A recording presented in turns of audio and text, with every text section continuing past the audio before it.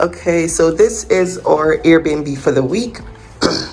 It is pretty big, and I might extend it because we want to stay 1 to 2 weeks. So I did it for a week just to check it out. It was definitely harder this time finding something here. They're either super pricey, up 100 stairs, has no washer, and staying this long, a washer is a must. Or, you know, it's small, super small. So there were a couple of things not going for apartments here, but this one is amazing. It is huge, and I took a chance because he didn't have a lot of reviews. He had a few actually, but they were all good. So I'm like, all right, let me see. So this is the living room area, and then we're right by a park outside. We have Netflix and everything, so I'm watching my show. And the rooms are broken up. These are the older type houses, of course. Let me just go over this side, straight from the living room. This is the kitchen. I'm making some coffee. And this is the dining table. Kids are having breakfast, doing school. Comes with even a high chair if you need it. So they do have a couple things, you know, extra if you need them. And then this is the other part of the kitchen. So like, this is big. It's just all choppy and weird, but it works. So this is where you get the dishes, pots and pans, the sink, and a couple things right there. Then you have all of those, garbage. And then, yeah, that's the kitchen. So this is really big. I don't even know what this is, a big old kitchen and living room in one. And then from there you go, another room and another door. This is the bedroom. Don't mind our stuff. We're living out of our suitcase, so we just open. I'm gonna throw those in the wash, but it's stuck. So he came by to check on it, and he's gonna get somebody to come fix it real quick. But yeah. So this is the bedroom. It is pretty big, like this is huge. I don't know if you can tell, but yeah. So all the way over here, and it goes all the way down there. And then the last room is the bathroom. Yeah, so this is the bathroom. And then for the washer, he was like, oh my God, I'm so sorry. I don't know what's going on, why it's not working. And I'm like, it's fine, you know, things happen, whatever, we move on. So yeah, so that's, then there was like a ton of towels and stuff, and there's cleaning things inside there and all that. So yeah, this is it. We like it. We like the space. This is the front door. So the kids can be over here doing school and chilling, relaxing. I can be over here watching my TV. This pulls out as a bed. So that's what Khalil did. It's super easy. So that's why he put it back already, because yeah, but it's a ton of space. So we have enough space to be to ourselves, be together, walk around, you know, and enjoy our time here. Good morning from Belgrade, Serbia. We are here and going out to explore. Take you along with us to see what we get into today.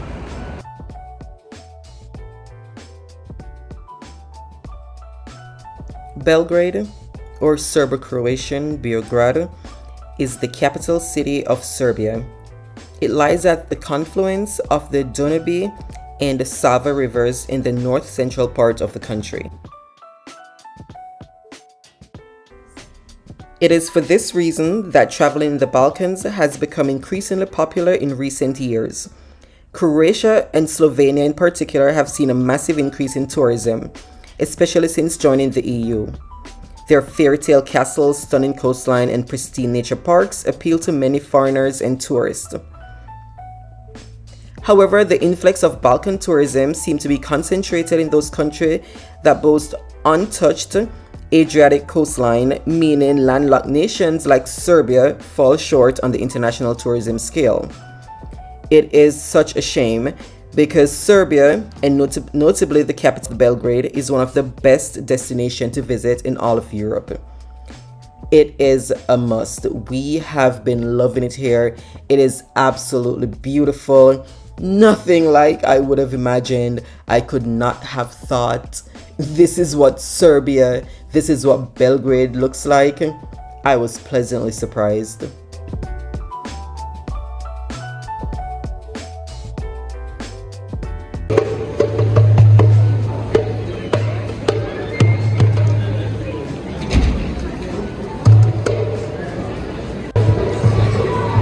So we are walking in the center.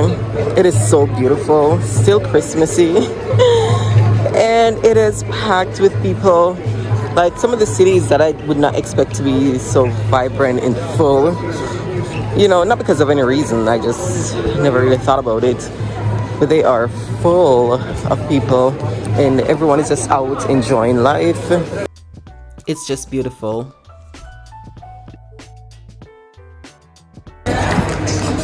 Of course, we were passing this place, Icebox, frozen yogurt and ice cream, so we had to stop and grab us some sweets. And I was trying to resist, but now I'm going back in to get me some because it looks so good.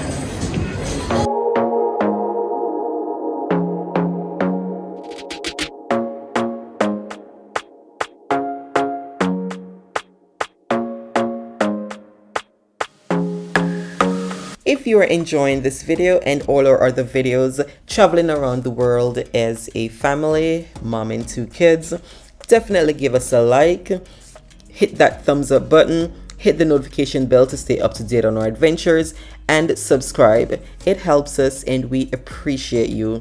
We just love sharing all our adventures with you guys. Thank you so much.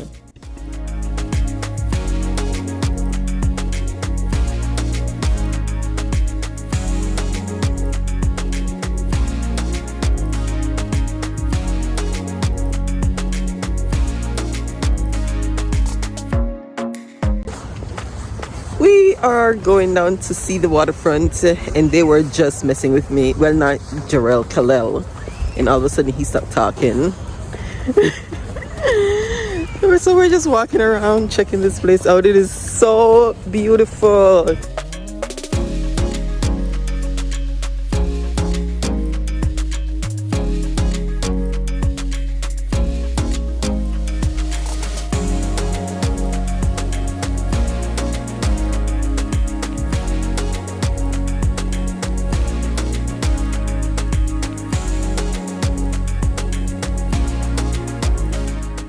Easily one of the best places to visit in Belgrade is the Kalemegdan fortress, which rests over the confluence of the Danube and Sava, the 2 Belgrade rivers, and houses the city's biggest and most lovely parks.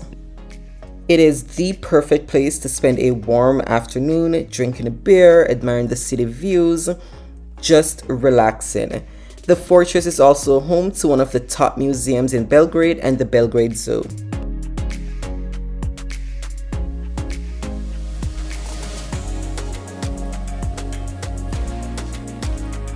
After almost 2 millennia of continuous sieges, battles, and conquests, the fortress is today known as the Belgrade Fortress. The views from here are spectacular. This is definitely, like I said, one of the most important and must-visit stops in Belgrade.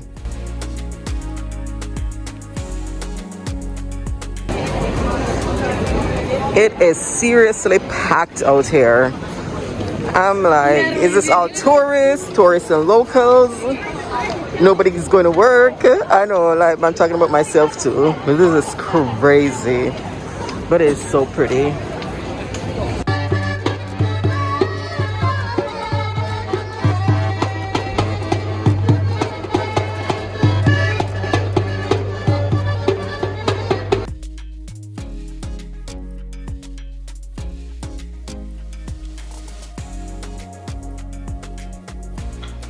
The kids saw this museum on the map when we were looking for another place to go, and Jarrell saw this and he's like, oh my god, I have to go there. This is the museum, or the sister museum of the one we visited in Vienna. So we had a blast. This one had a couple more activities to do than the other one, but they totally loved this. This is just something relaxing, fun, outside of cultural or historic stuff. Kids get bored easily. I mean, you gotta relax the brain and just have a little fun sometimes. So this is definitely a spot to stop, and it was inexpensive.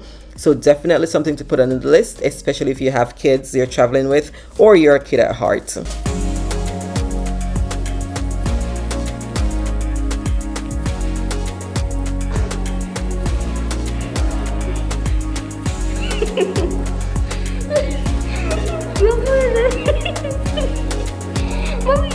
Six of me. That means I can do this 6 times.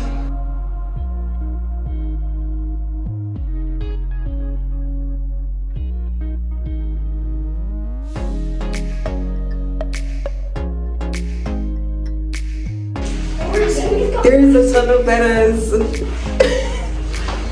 Is this a good or bad thing? He's like, yeah, no, we don't want so many letters. Oh my god.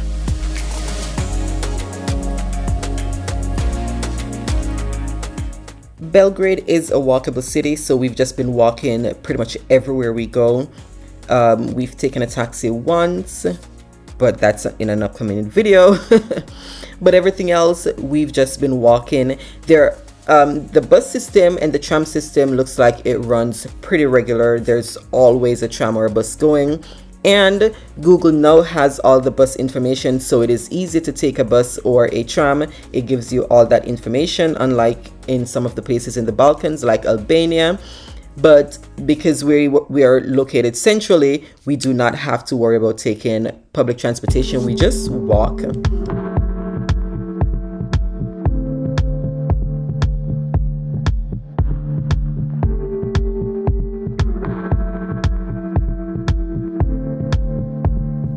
The Nikola Tesla Museum is a science museum located in central area of Belgrade, Serbia. It is dedicated to honoring and displaying the life and work of Nikola Tesla, as well as the final resting place for Tesla. This is a must-visit museum. Kalel was in his element. Good morning, you guys. We are out here in the streets of Belgrade, Serbia. We are doing the Nikola Tesla Museum tour. We have a couple more minutes because we got here when a tour was already going and almost done.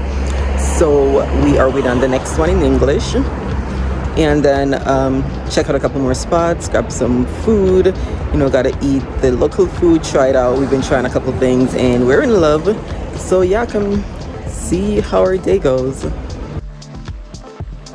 The Nikola Tesla Museum is a unique institution of science and culture in Serbia and in the world. It is the only museum in the world which preserves the original and personal inheritance of Nikola Tesla. It possesses several exceptionally valuable collections, above 160,000 original documents, over 2,000 books and journals, over 1,200 historical technical exhibits, above 1,500 photos and photo plates of original technical objects, instruments and apparatus, and over 1,000 plans and drawings.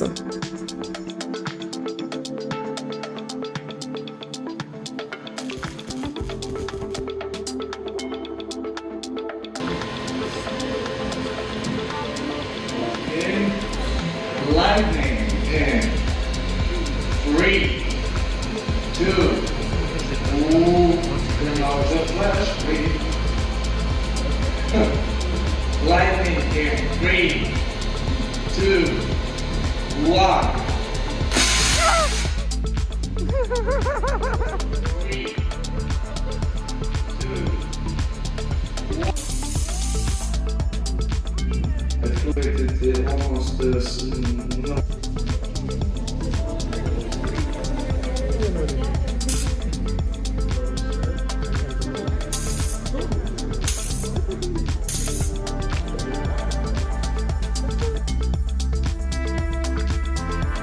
We absolutely loved visiting this museum. It wasn't too long.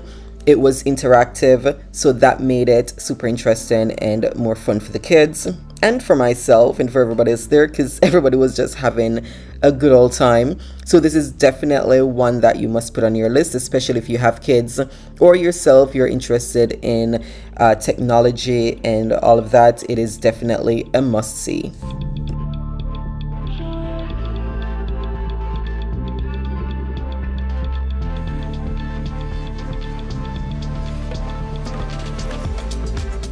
Of course, if you've been following me for any time, you know my love for churches, cathedrals, synagogue, mosque, anything, all of them. If there's one and I can go in there, I will go in there. We've stopped into the St. Mark's Church, or the St. Mark's Serbian Orthodox Church. that was built in the Serbo-Bentonite style. It is a beautiful church, definitely one to look in. You do not have to pay or anything, you just walk in, be respectful, look around, take pictures, videos, and do what you gotta do in church. It was, like I said, absolutely beautiful.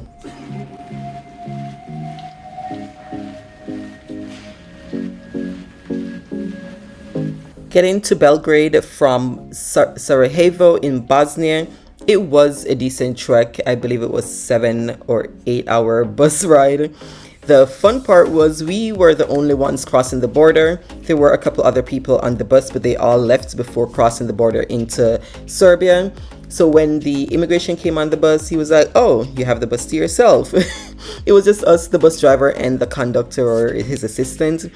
We stopped a little bit across the border for lunch, relaxed. They weren't even hurrying. They were like, "Yeah, just sit and eat your lunch, relax," because it was just us. Yes, they did not ask me for my COVID test that I paid $50 for, which was ridiculous, but it is what it is. I did tell our friends that were coming behind us that they didn't need to do it. They didn't ask them for that either. So, always check. Even checking sometimes, doesn't even work out how you think it will. But we got here safely and soundly and having a blast. Be sure to stick around for part 2 of our travels in Belgrade to see what else we get up to. It's amazing.